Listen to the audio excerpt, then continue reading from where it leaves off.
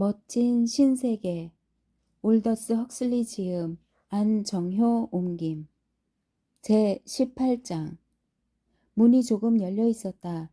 그들은 안으로 들어갔다. 존! 욕실에서 불쾌한 소리가 났는데 무엇 때문에 그런 소리가 나는지 이유를 빤히 알만했다. 뭐 잘못되었어요? 헬름 홀츠가 소리쳤다. 대답이 없었다. 듣기 싫은 소리가 두 차례 더 반복되더니 잠잠해졌다. 그러더니 딸그락 소리와 함께 문이 열리고 아주 헬쓱한 얼굴의 야만인이 나왔다. 이런 헬름 홀츠가 걱정스럽게 소리쳤다. 당신 정말 심하게 아픈 모양이군요, 존. 뭘 잘못 먹었나요? 버나드가 물었다. 야만인이 머리를 끄덕였다. 난 문명을 삼켰어요. 뭐라고요? 그래서 난 식중독에 걸렸고 불결해졌어요. 그는 목소리를 낮춰 덧붙여 말했다. 그리고 난 나 자신의 사악함을 삼켰어요. 그랬겠죠. 한데 그게 정확히 무엇이었나요? 내 얘긴 조금 아까 당신은. 이제 난 깨끗해졌어요. 야만인이 말했다. 겨자와 더운 물을 좀 마셨죠.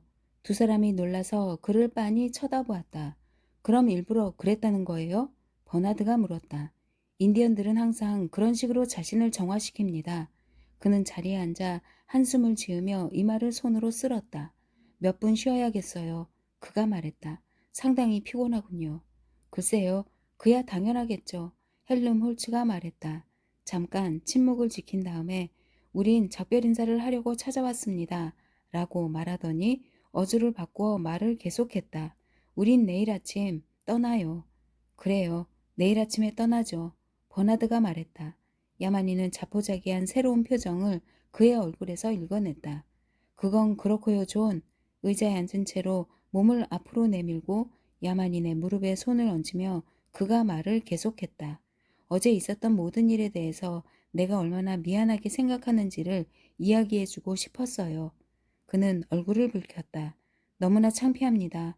목소리가 갈팡질팡 하는데도 그는 말을 계속했다. 정말로 어찌나. 야만인이 말을 가로막고 그의 손을 잡더니 다정하게 꼭 쥐었다. 헬르몰츠가 나한테 정말로 잘해주었어요.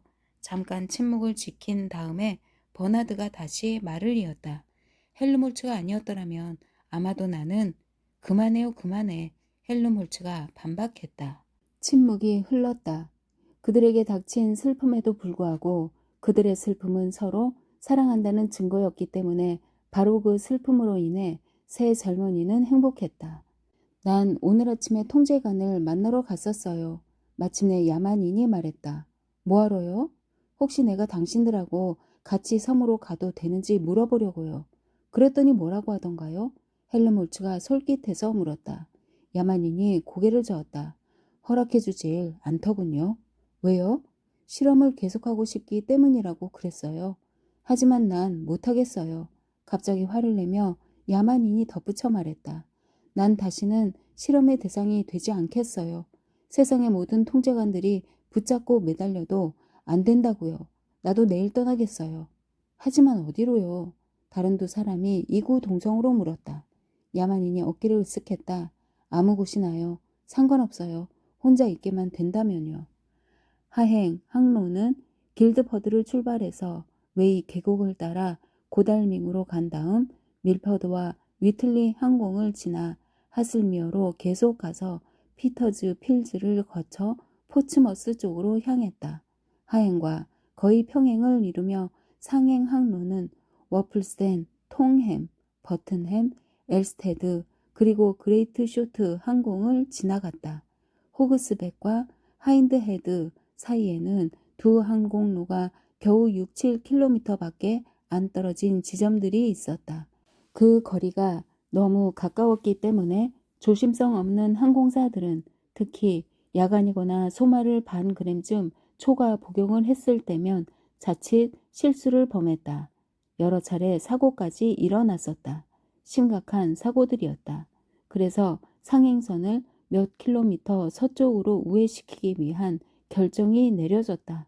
그레이트 쇼트와 통햄 사이에서는 4개의 폐기된 항공 등대가 포츠머스로부터 런던을 연결하는 옛 항공로에 이정표 노릇을 했다. 그곳의 상공은 조용하고 한적했다. 지금 헬리콥터들이 끊임없이 윙윙거리고 폭음이 울리는 지점은 셀본과 보든과 펜햄의 상공이었다. 야만인은 퍼튼햄과 엘스테드 사이의 언덕 꼭대기에 세운 낡은 등대를 은둔처로 선택했다. 철근 콘크리트로 지어서인지 건물은 상태가 아주 좋았다. 처음 그곳을 둘러본 야만인에게는 거의 지나칠 정도로 편안하고 문명화되고 사치스럽다는 생각까지 들었다. 그는 이에 대한 충분한 보상을 하기 위해 더욱 힘든 극기 수련과 더욱 완전하고 철저한 정화를 이루겠다고 자신에게 약속함으로써 양심을 달래었다. 그는 은둔처에서의 첫 밤은 일부러 잠을 자지 않고 보냈다. 그는 무릎을 꿇고 죄를 지은 클라우디우스가 용서를 빌었던 하늘에 기도를 드리고 이어서 주니어로 아워나 윌로나에게, 예수와 푸콩에게, 그리고 그를 보호해주는 동물인 독수리에게 기도를 드렸다. 때때로 그는 십자가에 매달린 듯 두 팔을 벌렸고 통증이 점점 심해져서 결국 견디기 어려운 고통으로 부르르 떨릴 때까지 한참 동안 팔을 벌린 채로 서서 버텼다. 그리고 스스로 그렇게 못 박혀서 얼굴에서는 땀이 마구 쏟아져 내리는 동안 이를 악물고는 오 저를 용서해 주소서, 오 저를 순수하게 만들어 주소서, 제가 선하게 되도록 도와주소서 라고 고통 때문에 기절할 지경에 이를 때까지 거듭거듭 되풀이해서 기도했다. 아침이 되자 그는 등대에서 거처할 자격을 얻었다고 느끼기는 했지만 그래도 대부분의 창문에는 아직 유리가 멀쩡했고 발판을 딛고 올라서서 내다본 경치가 지나치게 훌륭해서 아직 그는 양심의 가책을 느꼈다. 왜냐하면 그가 등대를 선택했던 바로 그 이유가 이제는 당장 다른 어떤 곳으로 가야 할 이유로 바뀌었기 때문이다. 그가 이곳에서 살기로 결정했던 까닭은 경치가 참으로 아름다웠고 이 좋은 위치에서 바라보니 마치 신성한 존재의 구현을 내다보고 있는 것 같아서였다. 하지만 자신이 뭐라고 날이면 날마다 시시각각으로 아름다운 광경의 흡족함을 누려야 하는가? 어디가 대단하다고 자신이 신의 존재가 눈에 보이는 곳에서 살아야 하는가? 그에게 양심적으로 어울리는 적절한 거처는 누추한 돼지우리나 땅속의 컴컴한 구덩이 정도가 고작이었다. 고통스럽게 긴 밤을 보낸 다음이라 몸이 뻣뻣하고 아직도 통증이 느껴졌지만 바로 그런 이유 때문에 속으로는 안심이 된 그는 등대의 발코니로 올라가서 그가 삶의 권리를 되찾은 눈부신 해돋이의 세계를 둘러보았다. 북쪽으로는 호그스백의 기다란 백악 산등성이가 막아섰으며 그 너머 동쪽 끝에서는 길퍼드의 마철로 7개가 드높게 솟아올랐다. 고층 건물들이 눈에 띄자 야만이는 얼굴을 찌푸렸지만 시간이 지남에 따라 그는 밤이면 기하학적인 성좌처럼 찬란하게 빛나는 건물들과 차츰 타협을 이루게 되었다. 투광 조명을 받아 빛을 발산하는 건물들이 모양이 달라지면서 마치 손가락으로 그 손짓의 의미를 영국에서는 지금 야만인 이외에 어느 누구도 이해하지 못했지만 하늘의 드높은 신비를 엄숙하게 가리키는 듯했기 때문이다. 등대가 위치한 모래 언덕과 호그스백을 갈라놓은 계곡 안에는 9층 높이의 곡식 창고들과 닭, 농장, 조그마한 비타민 D 공장을 갖춘 아담하고 작은 마을 퍼튼햄이 자리를 잡고 있었다. 등대의 남녘으로는 황량한 땅이 개 진달래 덤불의 언덕을 따라 내려가며 낮아지고 그 아래쪽으로는 호수들이 줄지어 나타났다.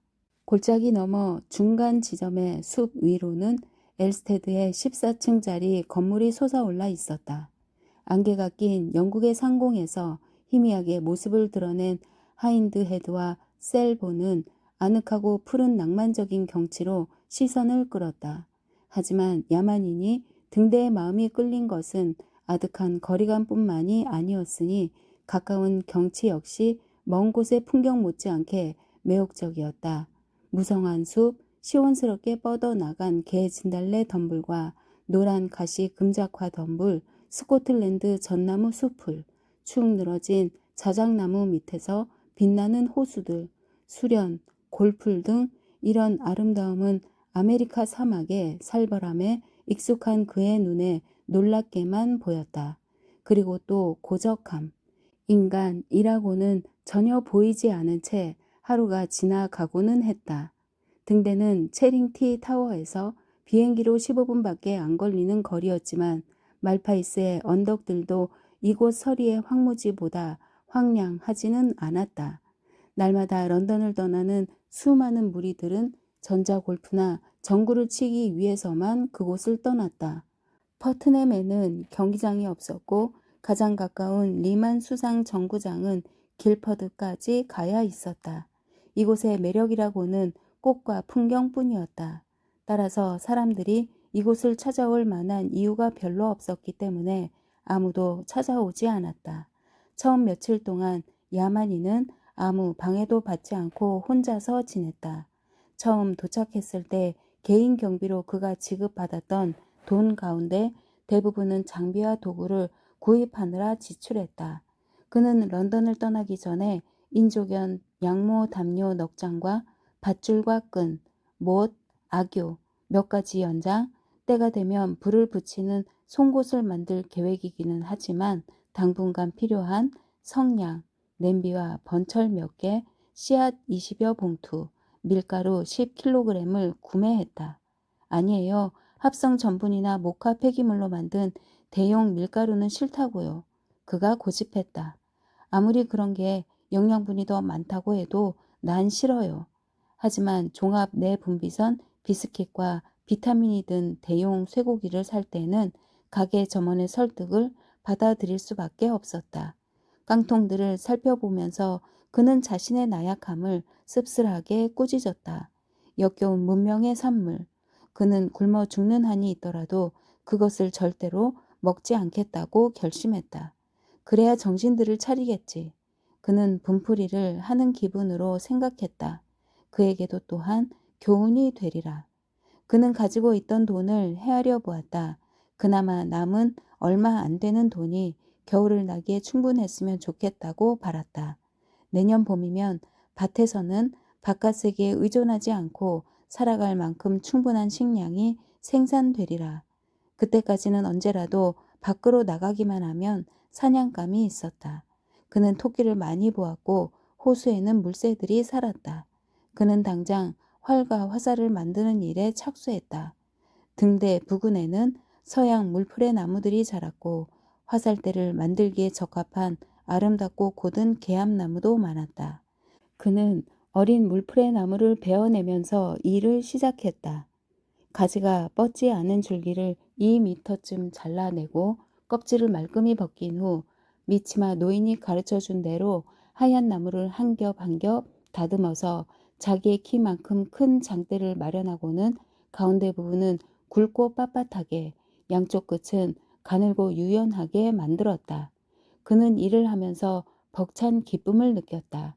무엇이든 원하는 물건이 있으면 스위치를 누르거나 손잡이를 돌리면 그만이라 아무 할 일도 없이 런던에서 나태하게 여러 주일을 보낸 다음이라서 기술과 인내를 요구하는 무엇을 한다는 것이 그에게는 순수한 기쁨이었다. 장대를 깎아 거의 다 모양을 갖추었을 때 그는 자기가 노래를 흥얼거리고 있다는 사실을 깨닫고 깜짝 놀랐다. 그것은 마치 바깥으로부터 자신의 내면으로 들어오다가 발이 걸려 넘어지려는 찰나에 정신을 차리고는 흉악무도한 잘못을 범한 자신을 의식하는 순간과 같았다. 그는 죄의식을 느끼며 낯을 붉혔다. 그가 이곳으로 찾아왔던 까닭은 노래나 부르고 즐기기 위해서가 아니었다. 그것은 문명 생활의 더러움으로 더 오염되지 않도록 피하기 위해서였고 순수해지고 선해지기 위해서였으며 능동적으로 잘못을 속죄하기 위해서였다. 그는 화를 깎는 일에 몰두한 나머지 가엾은 린다를 잊었고 그녀에 대한 자신의 흉포한 매정함을 잊었고 그녀의 죽음이라는 신비를 구경하려고 역겨운 쌍둥이들이 벌레처럼 때를 지어 몰려들어 그의 슬픔과 회한뿐만 아니라 신들까지 욕되게 하던 일 따위를 영원히 기억하리라는 맹세를 망각했다는 사실을 깨닫고 경악했다. 그는 잊지 않겠다고 맹세했으며 끊임없이 잘못을 속죄하겠다고 맹세했었다. 그런데 지금 화를 깎으며 행복하게 앉아 정말로 노래를 부르고 있었다니. 그는 안으로 들어가서 겨자통을 열고는 불 위에 얹어 끓이려고 물을 좀 부었다.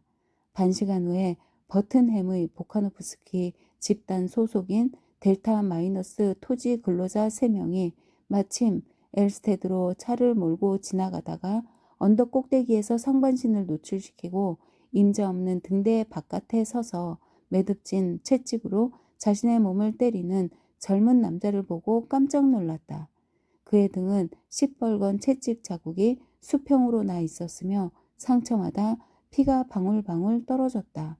화물 자동차를 몰던 운전수는 길가에 차를 댔고 두 동료는 이 해괴한 광경을 보고 입이 딱 벌어졌다. 하나, 둘, 셋. 그들은 채찍을 후려치는 숫자를 헤아렸다. 8번째 젊은이는 자신에게 가하던 처벌을 중단하고는 숲가로 달려가서 심하게 토했다. 구토가 끝난 다음에 그는 채찍을 집어들더니 다시 자학을 시작했다. 9, 10, 11, 12. 포드님 맙소사. 운전수가 속삭였다. 그리고 그의 쌍둥이 동료들도 같은 마음이었다. 포드님 맙소사. 그들이 말했다. 3일 후에는 시체에 몰려드는 칠면 말똥가리들처럼 기자들이 찾아왔다. 생나무를 떼서 불로 천천히 말리고 굳혀 활을 만드는 작업이 끝난 다음이었다. 야만이는 화살을 만드느라 바쁘던 참이었다. 30개의 개암나무 막대기를 깎아 말리고는 끝에다 날카로운 못을 달고 활구자를 꼼꼼하게 다듬어 붙였다.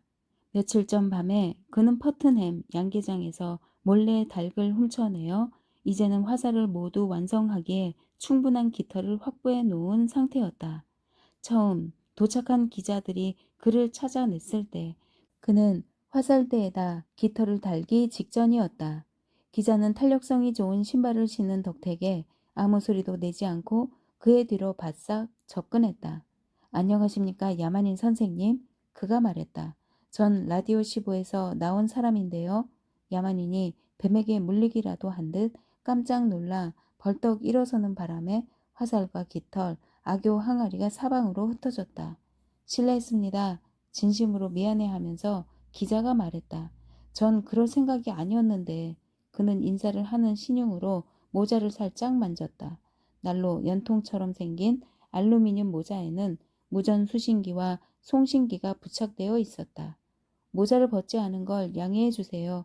그가 말했다. 약간 무거워서요. 아까 말씀드렸듯이 전 라디오 15에서 나온 사람이고 무슨 일이시죠? 험악한 표정으로 야만인이 물었다. 기자는 지극히 알랑거리는 미소를 지으며 그 질문에 대답했다. 그야 물론 우리 독자들이 깊은 관심을 느낄 것 같아서죠. 애교에 가까운 미소를 지으며 그는 머리를 한쪽으로 갸우뚱 기울였다. 몇 마디만 해주시면 됩니다. 야만인 선생님. 그러고는 재빨리 예식을 치르는 듯한 일련의 동작을 거쳐 허리에 부착된 휴대용 축전지에 연결된 두 가닥의 줄을 풀어 알루미늄 모자의 양쪽에다 동시에 꽂았다. 그런 다음 머리 꼭대기 중앙에 달린 용수철을 건드리자 안테나가 공중으로 불쑥 솟아올랐다. 이번에는 모자태에 달린 또 다른 용수철을 건드리자 뚜껑을 열면 괴상한 인형이 불쑥 튀어나오는 장난감처럼 마이크가 튀어나와 그의 코앞 한 뼘쯤 되는 곳에 매달려 덜렁거렸다. 그러고는 귀 위쪽의 수신기 한 쌍을 끌어내리고 모자의 왼쪽에 달린 스위치를 눌렀더니 모자 속에서 어디선가 땅벌이 아득하게 윙윙거리는 소리가 났다. 이어서 손잡이를 오른쪽으로 돌리자 청진기에다 대고 누가 딸꾹질을 하는 듯 갑자기 삑삑거리고 시근덕거리고 칵칵거리는 소리 때문에 윙윙 대던 소음이 묻혀버렸다. 여보세요? 마이크에다 대고 기자가 말했다. 여보세요? 여보세요? 갑자기 모자 속에서 종이 울렸다. 당신인가요, 에드젤? 나 프리시모 멜론인데요. 예, 찾아냈습니다. 이제 야만인 선생께서 마이크를 잡고 몇 마디 말씀을 하실 겁니다. 그렇게 해 주시겠어요? 야만인 선생님? 그는 버릇처럼 되어버린 매혹적인 미소를 또 다시 지으며 야만인을 떠올려 보았다. 독자들에게 왜 당신이 이곳으로 왔는지 간단히 설명해 주시면 됩니다. 어째서 그토록 갑자기 끊지 말고 기다려요, 에드젤. 런던을 떠나게 되었나요? 그리고 물론 채찍 얘기도 해 주시고요. 야만이는 깜짝 놀랐다. 그들이 채찍을 어떻게 알아냈을까? 우린 모두 채찍 얘기를 알고 싶어서 미칠 지경이에요. 그리고 문명세계에 관해서도 좀 언급해 주세요. 그런 거 있잖아요. 나는 문명세계의 여자를 어떻게 생각한다거나 뭐 그런 얘기요. 아주 짤막하게 몇 마디만 해주시면. 야만이는 상대방이 오히려 난처할 정도로 요구를 그대로 따랐다. 그는 정말로 짤막하게 5마디만 말하고는 입을 다물었는데 캔터베리 합창원 대원장에 관해서 그가 번화되게 했던 바로 그 5마디 말이었다. 하나이, 손스 에소 테스나이. 그러더니 덤빌 테면 덤벼보라는 듯 제법 방어 자세를 잘 취한 기자의 어깨를 잡아 빙글 돌려 세우고는 그의 엉덩이를 노련한 축구 선수처럼 냅다 걷어찼다. 8분 후에는 라디오 15의 최신호가 런던 길거리에 깔렸다. 라디오 15 취재기자 신비의 야만인에게 꼬리뼈 걷어채이다. 일면에 실린 제목의 내용이었다. 서리에서 벌어진 대사건. 런던에서 벌어졌더라도 대사건이지. 직장으로 돌아와서 기사의 제목을 읽어본 기자의 생각이었다. 그것도 아주 고통스러운 대사건이었다. 그는 점심 식사를 하려고 조심스럽게 자리에 앉았다. 동료의 미골에 든 멍을 경고로 삼아야 마땅했지만 전혀 동요하지 않고 뉴욕타임스, 프랑크푸르트 4차원 연속체, 포디언 사이언스 모니터, 그리고 델타 미러 소속의 다른 기자 4명이 그날 오후에 등대로 찾아왔다가 점점 더 난폭해지는 반발의 제물이 되었다. 미개한 바보 같으니라고. 안전하게 떨어진 거리에서 아직도 엉덩이를 문지르며 포디언 사이언스 모니터 기자가 소리쳤다. 당신은 왜 소말을 먹지 않나요? 어서 꺼져요. 야만인이 주먹을 흔들어 보였다. 기자가 몇 발자국 물러난 다음에 다시 돌아섰다. 1, 2g만 먹으면 악은 비현실이 돼요. 코아카 이아스토카이. 그가 위협적이고 조롱하는 어조로 그따위 헛소리는 하지 말라고 말했다. 고통은 환각이라고요. 누가 그래요? 야만인이 말하고는 굵직한 개암나무 몽둥이를 집어들고 성큼성큼 앞으로 나섰다. 포디언 사이언스 모니터 기자가 헬리콥터로 재빨리 도망쳤다.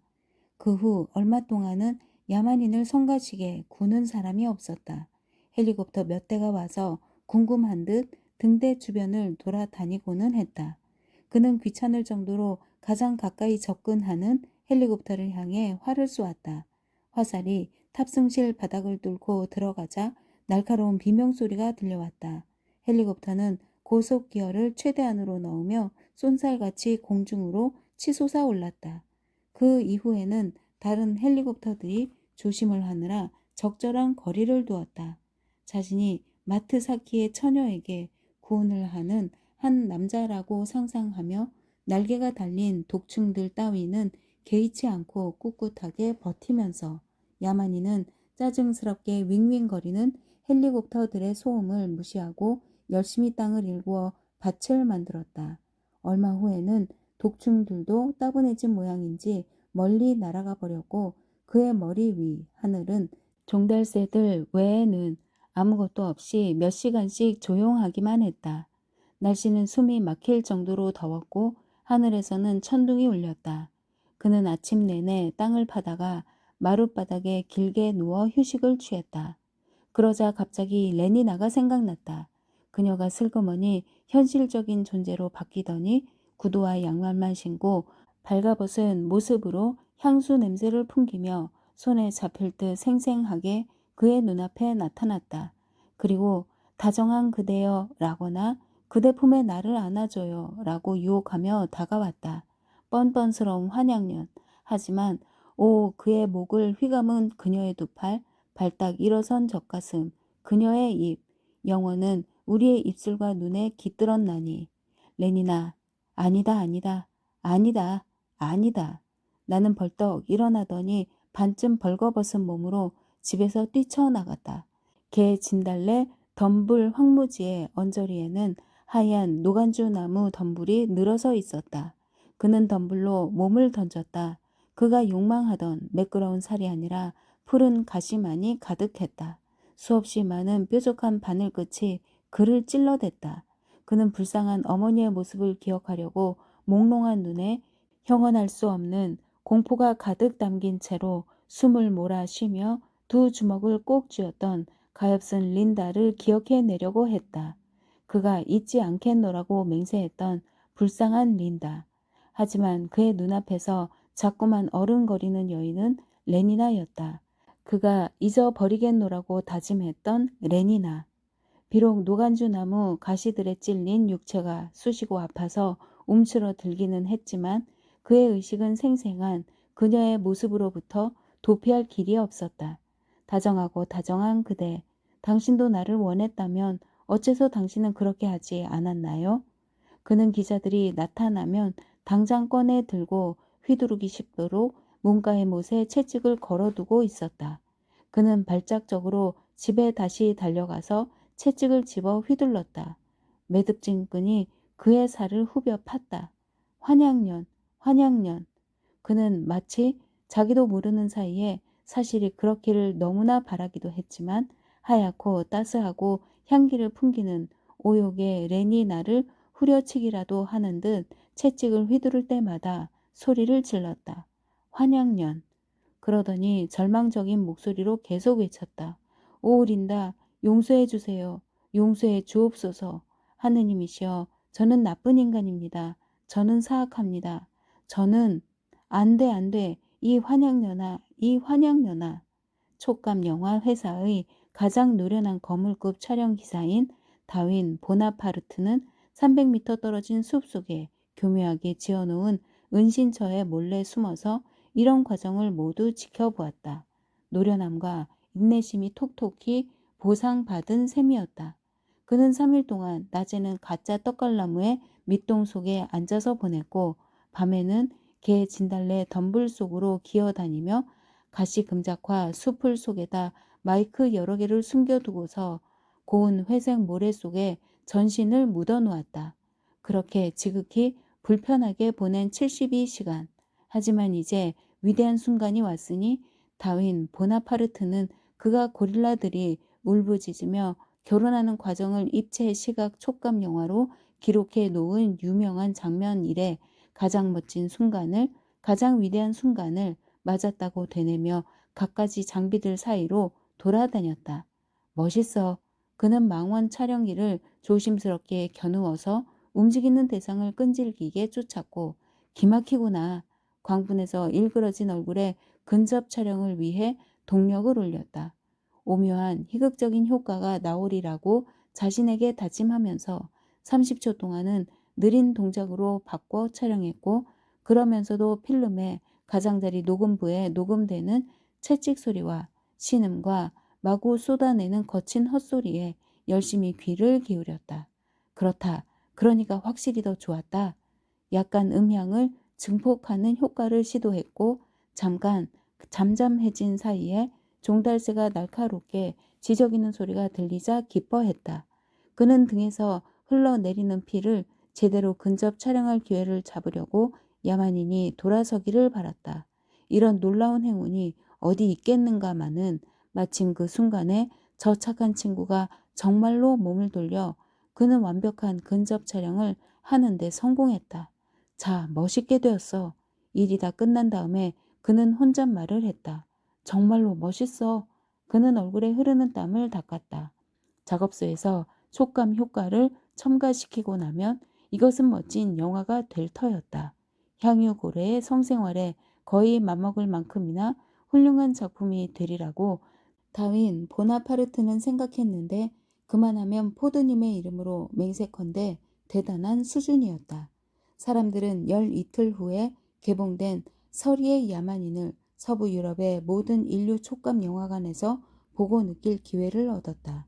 다윈 보나파르트의 영화가 끼친 영향은 엄청나고 즉각적이었다. 영화는 저녁에 개봉되었다. 존의 전원적인 고적함은 이튿날 오후에 수많은 헬리콥터들이 무리를 지어 하늘로 몰려오는 통에 갑자기 깨졌다. 그는 밭에서 땅을 파고 있었으며 머릿속에서는 생각의 알맹이를 열심히 캐내는 중이었다. 죽음, 그리고 그는 삽을 한번 다시 그리고 또 다시 찔렀다. 우리의 모든 어제는 바보들에게 흙으로 돌아가는 죽음의 길을 비추어 주었도다. 그 어휘들 속에서는 천둥이 실감나게 우르릉거렸다. 그는 흙을 또 한 사 펐다. 린다는 왜 죽었는가? 왜 그녀는 서서히 인간 이하의 존재로 몰락하고 말았으며 그러고는 마침내 그는 몸을 부르르 떨었다. 썩은 시체에 입을 맞추는 씬. 그는 삽을 발로 밟고는 단단한 땅으로 세차게 찔러 넣었다. 장난꾸러기 아이들이 파리를 대하듯 신들은 인간을 장난삼아 죽이는구나. 다시 천둥이 울리고 어휘들은 스스로 진리라고, 어쩌면 진리 자체보다도 훨씬 참된 진리라고 선언했다. 그런데도 글로스터는 그들을 한없이 상냥한 신들이라고도 했다. 뿐만 아니라 그대에게 가장 좋은 휴식은 잠이고 그대는 자주 잠을 청한다. 하지만 그러면서도 잠자는 것에 지나지 않는 죽음을 무척이나 두려워한다. 잠자는 것에 지나지 않는데 꿈을 꾸는 것인지도 모르지. 삽이 돌멩이에 걸리자 그는 그것을 집으려고 허리를 굽혔다. 죽음의 잠 속에서 무슨 꿈을 꾸겠는가. 머리 위에서 윙윙거리던 요란한 소리가 소음으로 바뀌었다. 야만인과 태양 사이를 뭔가가 가로막은 듯 갑자기 그의 머리 위로 그늘이 드리웠다. 생각에 잠겼던 그는 깜짝 놀라 땅을 받아 말고 위를 올려다보았다. 진실보다도 더욱 진실한 다른 세계에서 방황하던 그의 마음은 재신들과 죽음이라는 거대한 개념에 아직도 몰입한 상태였다. 그가 어리둥절하고 당황해서 위를 올려다보았더니 가까운 허공에 때를 지어 떠 있는 기계들이 눈에 띄었다. 그들은 메뚜기 떼처럼 몰려와서 허공에 잠시 가만히 떠 있다가 그의 주변 사방에서 개 진달래 덤불로 내려앉았다. 그리고 거대한 메뚜기들의 배 속에서 하얀 인조견, 플란넬 차림의 남자들과 날씨가 더웠기 때문에 아세테이트 산둥, 비단 파자마나 벨벳 반바지나 소매가 없고 반쯤 지퍼가 달린 셔츠를 입은 여자들이 한 대에서 한 쌍씩 내렸다. 몇 분 후에는 수십 명이 등대 주변에 커다랗게 원으로 둘러서서 야만인을 빤히 쳐다보고 웃고 짤깍거리며 사진을 찍고 원숭이에게 그러듯이 땅콩이나 성호르몬껌, 종합 내분비선 버터 과자를 던져주었다. 그리고 호그스백을 가로지르는 통행로가 이제는 끊임없이 오가는 항공기들로 붐비면서 그들의 숫자는 점점 많아지기만 했다. 악몽에서처럼 10여 명은 몇십 명이 되었고 몇십 명은 몇백 명이 되었다. 야만인은 숨을 곳을 찾아 뒤로 물러났다. 궁지에 몰린 짐승의 자세로 등대의 벽을 등지고 서서 감각을 상실한 사람처럼 공포에 질려 말도 못하고 이 얼굴 저 얼굴을 멍하니 쳐다보았다. 야만인은 이렇게 멍청한 상태에서 그를 정확하게 겨냥에 던진 껌 한 통을 뺨에 맞고 그 충격으로 생생한 현실의 감각을 되찾았다. 깜짝 놀랄 만한 아픔. 그는 정신이 번쩍 들면서 맹렬한 분노를 느꼈다. 가란 말이에요. 그가 소리쳤다. 유인원이 말을 하자 웃음과 박수가 터져 나왔다. 훌륭하고도 멋진 야만인, 만세, 만세! 그는 떠들썩한 아우성 속에서 함성 소리를 들었다. 채찍질, 채찍, 채찍질을 하라. 그 말에 따라 반응하듯 그는 문 뒤쪽 못에 걸린 매듭에 채찍 다발을 잡고 그를 괴롭히는 사람들에게 흔들어 보였다. 야유하는 환호성이 터져 나왔다. 그는 험악한 표정으로 사람들을 향해 나아갔다. 한 여자가 겁에 질려 비명을 질렀다. 모여든 구경꾼들 가운데 가장 공격을 받기 쉬운 가장자리의 사람들이 잠시 위협을 느껴 술렁이다가 다시 정신을 가다듬고는 단호하게 버텼다. 압도적인 숫자를 믿고 관광객들이 용기를 낸 것이다. 이것은 야만인으로서는 전혀 예상치 못했던 사태였다. 그는 주춤하면서 멈춰선 채 주위를 둘러보았다. 왜 나를 가만히 내버려 두지 않는 거죠? 그의 분노한 목소리에는 거의 애원에 가까운 그늘이 드리웠다.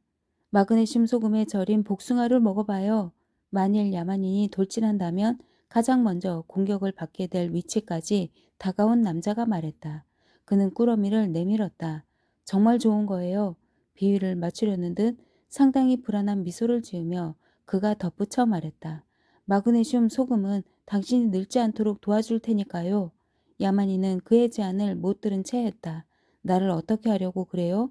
희죽거리는 얼굴들을 하나씩 둘러보면서 그가 물었다. 나를 어떻게 하려고 그래요? 채찍질을 해봐요. 100명의 목소리가 중구난방으로 외쳤다. 채찍질 묘기를 부려봐요. 채찍 묘기를 보여줘요. 그러더니 이구동성으로 천천히 우렁차게 우리들은 채찍질을 보고 싶다 라고 인파의 언저리에 모여선 집단이 구호를 외쳤다. 우리들은 채찍질을 보고 싶다. 다른 사람들이 당장 따라서 고함을 질렀고 구호는 앵무새처럼 거듭거듭 되풀이됐다. 함성은 한없이 커지다가 결국 7, 8번쯤 반복될 무렵에는 다른 말을 하는 사람이 아무도 없었다. 우리들은 채찍질을 보고 싶다. 그들은 모두 함께 외쳤다. 함성과 일체감에 도취된 그들은 고동치는 공감대를 형성한 나머지 몇 시간 동안이라도 거의 끝없이 계속해서 외쳐댈 것만 같은 기세였다. 하지만 25번쯤 반복되었을 무렵에 놀랍게도 함성이 갑자기 중단되었다. 또 다른 헬리콥터 한 대가 호그스백을 횡단해서 날아오더니 군중의 머리 위에서 잠시 정지 비행을 했다. 그러고는 관광객들의 행렬과 등대 사이의 빈 공간으로 내려와 야만인이 버티고 선 자리에서 몇 미터밖에 안 떨어진 곳에 착륙했다. 헬리콥터 추진기의 소음 때문에 함성 소리가 잠깐 들리지 않았다. 착륙한 헬리콥터가 엔진을 끄고 나서야 우리들은 채찍질을 보고 싶다. 우리들은 채찍질을 보고 싶다. 는 함성이 아까처럼 시끄럽고 끈질기고 단조롭게 다시 터져나왔다. 헬리콥터의 문이 열렸다. 흰 피부에 혈색이 좋은 젊은 남자가 먼저 그리고 초록색 짧은 벨벳 바지에 하얀 셔츠와 승모형 모자 차림의 젊은 여자가 내렸다. 젊은 여자를 보자 야만이는 깜짝 놀라 뒷걸음질을 치며 얼굴이 파랗게 질렸다. 젊은 여자가 걸음을 멈추고 서더니 그에게 미소를 지었다. 그것은 어정쩡하고 거의 주눅이 든 듯한 애원의 미소였다. 몇 초가 흘렀다. 무슨 말을 하는지 입술이 움직였지만 그녀의 목소리는 시끄럽게 반복되는 관객들의 구호 때문에 들리지 않았다. 우리들은 채찍질을 보고 싶다. 우리들은 채찍질을 보고 싶다. 젊은 여자가 두 손으로 왼쪽 옆구리를 누르더니 복숭아처럼 화사하고 인형처럼 아름다운 얼굴에 어울리지 않을 정도로 이상하고 절망적인 그리움의 표정을 지어 보였다. 그녀의 두 눈이 점점 커지면서 밝아지는 듯하다가 갑자기 눈물 두 방울이 뺨을 타고 흘러내렸다. 그녀는 들리지 않는 무슨 말인가를 다시 하더니 갑작스럽고도 열정적인 몸짓으로 야만인을 향해 두 팔을 내밀며 앞으로 나섰다. 우리들은 채찍질을 보고 싶다. 우리들은 채찍질을. 그러자 갑자기 그들은 원하던 구경거리를 보게 되었다. 환양년! 야만인이 미친 사람처럼 그녀에게 달려들었다. 족제비 같은 년! 그는 미친 사람처럼 작은 끈들을 엮어서 만든 채찍으로 그녀를 마구 후려쳤다. 겁에 질린 그녀는 도망치려고 몸을 돌렸지만 발이 걸려 개의 진달래 덤불 속으로 넘어졌다. 헨리! 헨리! 그녀가 소리쳐 불렀다. 하지만 혈색이 좋은 그녀의 동반자는 재빨리 위험을 피해 헬리콥터 뒤로 몸을 숨겼다. 신이 난 구경꾼들이 흥분해서 함성을 지르는 사이에 야만인과 대치하던 방어선이 무너졌고 자력에 이끌리듯 그들은 중심을 향해 사방에서 아우성치며 몰려들었다. 고통은 매혹적인 공포였다. 불에 타 죽어라. 세교기여 불에 타서 죽어라. 광분한 야만인이 다시 후려쳤다. 굶주린 듯 사람들이 몰려들어 여물통에 덤벼드는 돼지처럼 밀치고 기어올랐다. 오 유교기여. 야만인이 이를 갈았다. 이번에는 채찍이 그의 어깨를 때렸다. 유교를 죽여라. 죽여 없애라. 그들은 발광한 야만인의 미친 듯한 동작들을 흉내내기 시작했다. 반항하는 자신의 육신을 때리는 그를 보고 사악한 타령을 상징하는 풍만한 여인이 채찍을 맞고 야만인의 발치에서 몸부림치며 개신달래 초원 위에 나뒹구는 모습을 보고 그들은 고통의 공포라는 매혹에 홀렸다. 그리고 길들이기 훈련을 통해서 그들의 마음속에 그토록 뿌리 깊게 심어진 일체감과 화합에 대한 욕망의 지배를 받아 협동하려는 습성과 내적인 충동에 이끌려 그들은 닥치는 대로 주변 사람들을 서로 마구 때렸다. 죽여라! 죽여라! 죽여라! 야만인이 계속해서 소리쳤다. 그러자 갑자기 누군가 흥겹고도 흥겹구나를 노래하기 시작했다. 어느새 그들은 모두 후렴을 따라 부르고 합창을 하면서 춤을 추기 시작했다. 흥겹고도 흥겹게 돌고 돌고 또 돌고 8분의 6박자로 서로 때리면서 흥겹고도 흥겹구나. 자정이 넘어서야 마지막 헬리콥터들이 떠났다. 소마로 몽롱해진 야만이는 관능의 광란으로 한참 기운을 뺀 다음이어서 기진맥진한 채 개의 진달래 덤불 위에 누워 잠을 잤다. 그가 잠에서 깨어났을 때는 벌써 해가 높이 떠 있었다. 그는 잠깐 동안 누워 햇빛을 보고는 부엉이처럼 어리벙벙하게 눈을 껌뻑였다. 그러자 기억이 났다. 모든 것이. 오 하나님, 하나님. 그는 손으로 눈을 가렸다. 그날 저녁에 윙윙거리며 호그스백을 횡단해 때를 지어 몰려온 헬리콥터들은 10km에 걸쳐 시커먼 구름처럼 하늘을 뒤덮었다. 어젯밤에 벌어진 참외의 향연을 신문마다 대서특필했기 때문이다. 야만인. 처음 도착한 관객들이 헬리콥터에서 내리며 소리쳤다. 야만인 선생. 대답이 없었다. 등대의 문이 조금 열려 있었다. 그들은 문을 밀고 덧문을 닫아 놓아 어두컴컴한 안으로 걸어 들어갔다. 방 저쪽에 아치형 복도를 통해서 위층으로 올라가는 층계 밑이 보였다. 아치형 복도의 꼭대기 바로 밑에 매달린 한 쌍의 발이 눈에 띄었다. 야만인 선생! 천천히, 아주 천천히 느긋한 두 개의 나침반 바늘처럼 두 발은 전혀 서두르지 않고 오른쪽으로 돌면서 북쪽, 북동쪽, 동쪽, 남동쪽, 남쪽, 남남서쪽을 가리켰다. 그러더니 잠깐 멈추었고 몇 초가 지난 다음에 서두르지 않고 다시 왼쪽으로 돌았다. 남남서쪽, 남쪽, 남동쪽, 동쪽. 현재를 예언하는 소설.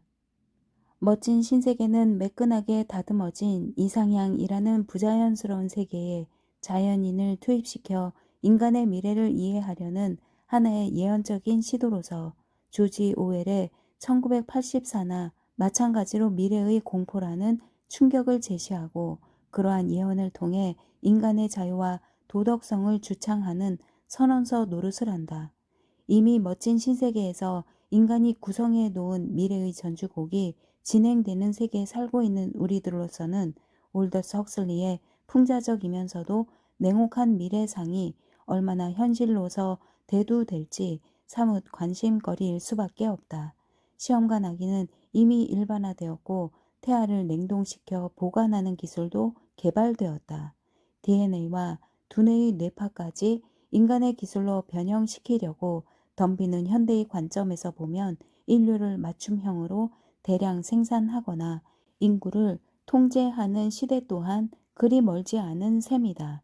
물론 미래를 꼭 그렇게 비관적인 눈으로만 볼 필요는 없으리라. 인간이란 언젠가는 핵무기의 공포를 완충시키고 극복할 터이며 지구가 터져 버리더라도 지구와 같은 다른 혹성을 찾아내어 이주할 만큼의 지혜와 지능을 발휘할 것이다. 그러나 이 작품에서 우리들은 공상과학적인 타당성을 따져서는 안 된다. 그보다 이것은 인간성이 맞게 될 위기를 다루는 인간을 소재로 삼은 작품이기 때문이다. AF, 즉 헨리 포드가 T형 자동차를 생산해낸 해를 기원으로 삼은 시대의 세계국에서 개성과 인격을 상실한 인간 제품들은 인류에 관한 낭만적인 관념을 말살한다. 멋진 신세계에서는 유토피아가 곧 파멸이라는 역설이 두드러지고 문명의 발달과 인간의 몰락이라는 반빌의 원칙을 제시한다. 그리고 1984와 마찬가지로 전체주의 국가가 인간을 파멸시키는 참혹한 과정이 이 소설에서는 마지막 부분 마르크스와 헬름홀츠를 섬으로 추방하는 자리에서 이루어진 야만인과 통제관 사이의 대화를 통해 노출된다. 과연 사회 안정과 물질적인 복지를 추구하는 것이 미래 이상향의 궁극적인 목적이어야 할까? 결국 야만인은 고통과 불행을 달라고 부르짖고는 외딴 등대로 가지만 그곳에서 과연 그는 갈망하던 원시적인 평화를 누렸던가? 마리화나, LSD, 애시드, 코카인 따위의 온갖 마약에서 본드 냄새까지 동원되어 인간의 의식을 마비시키는 지금의 현실에 미루어 볼 때 멋진 신세계에서 대량 생산하여 배급하는 소마가 지니는 의미는 또 무엇일까? 인간이 공장에서 생산되기 때문에 가족이라는 유대가 사라진 세계, 죽음까지도 익숙해지도록 길들이기 훈련을 받게 되는 세상에서 인간은 어느 만큼이나 인간일까? 멋진 신세계에서는 성생활이 완전히 개방되었다. 주인도 없고 책임도 없고 도덕도 없이 그냥 생리적인 과정으로서만 이루어지는 성행위. 지금의 세태가 가고 있는 성도덕의 미래는 과연 어디가 목적지일까? 그리고 과연 철저한 계급사회가 이상향일까? 보호구역에서는 야만인들이 격리되어 살아간다. 이들 원시계급은 지금의 인간을 미래의 상황에다 투입시키기 위해서 설정되었다. 그들의 원시적인 세계를 관찰함으로써 우리들은 현재와 미래를 병립시켜 비교하는 기준을 얻는다. 이런 많은 질문들의 해답이 이 작품에서 제시되기는 하지만 또한 우리들에게 숙제로서 남겨지기도 한다. 헉슬리는 멋진 신세계에 대해서 파리 리뷰의 조지 윅스와 레이 프레이저 기자와의 면담을 통해 스스로 이렇게 밝힌다. 멋진 신세계는 어떻게 착수하게 되었나요?